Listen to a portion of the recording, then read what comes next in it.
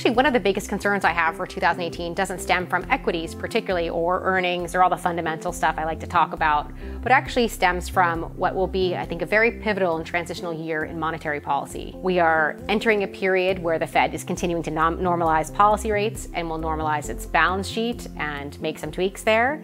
We expect, the ECB and the BOJ at some point in 2018 will start talking about normalizing their balance sheet as well. So we're going from a period of extraordinary accommodation monetary policy to just regular accommodation. I think that may force people to rethink their risk asset allocations. And we've seen some high-profile investors do that now after a strong run in equities and with a slightly increased uncertainty around monetary policy. They're not quite sure how they want to position themselves going into the start of the year. We'd stay long. Another risk we would talk about is geopolitics. And it's very difficult to, of course, predict what's going to happen if there's going to be an escalation or conflict within the Middle East or with North Korea. But what we do know is that there is increased friction between the US and some of our trade partners, sometimes exacerbated by these other kind of more military risks.